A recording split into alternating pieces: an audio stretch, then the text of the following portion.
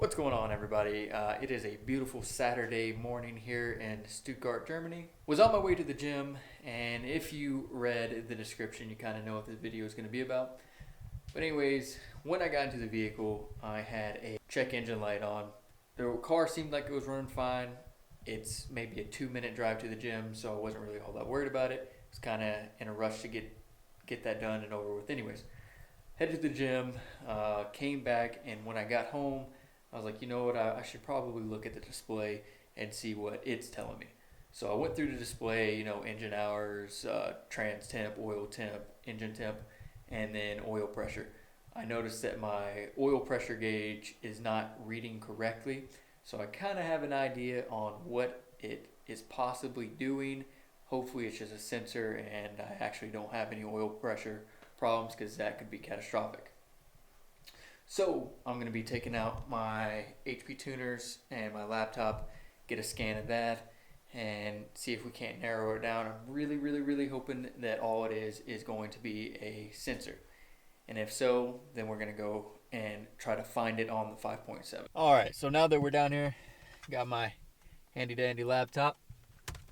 Going to go ahead and start the car, get it back up to temperature, and use my MPVI 2 Pro to scan the ECU and see what the DTCs are.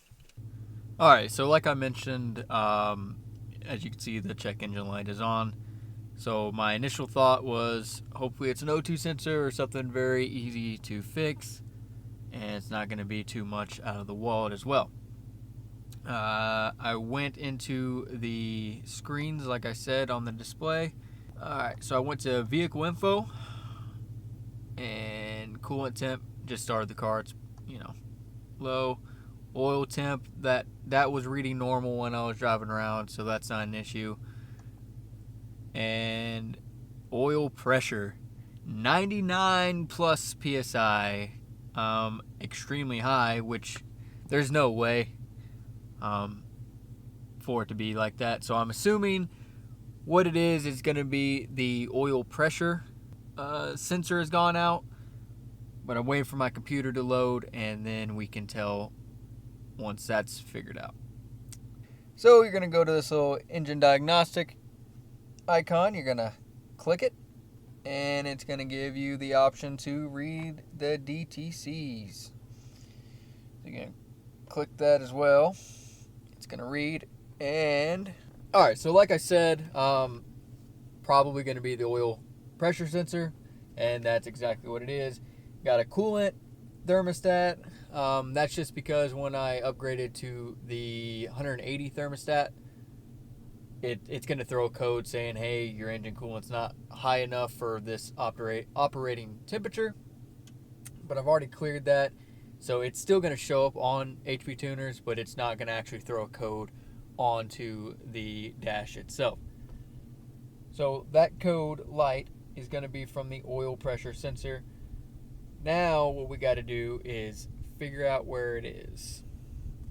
Alright, so as soon as I typed in oil pressure sensor for the Dodge, it popped right up. This must be a common issue. So there is loads of stuff on the internet to find out where it was or where it is or whatnot. So I'm about to show you right now. It's right beside the alternator on the front of the block.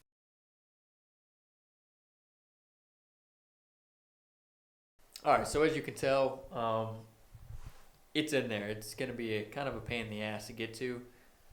I went to rockauto.com and went ahead and already ordered it. I'll put the parts number right here. About $50. Not totally expensive, but when it's a sensor about this big, so I mean $50. The only thing that's going to suck is it's probably going to be about an hour job, at least an hour, maybe even two. It's right in between the water pump and the alternator, right on the block. It's gonna be a hassle. I'm assuming that I'm probably gonna have to push the alternator out. It's got 3 bolts, 1 on top, 2 on the bottom. Unscrew those, kind of slide it out a little bit, give myself a little bit more room, and then go ahead and untie it and take the old sensor out, put the new sensor in. But we will see once I get the parts in. I'll go ahead and start thinking of a time that I can do this, and I'll go ahead and actually record everything and post it on to the channel. But that's all the updates. Luckily, it's nothing bad with the car. It just, just a sensor, which is what I was praying for. But other than that, I hope you have a great day. Check you later.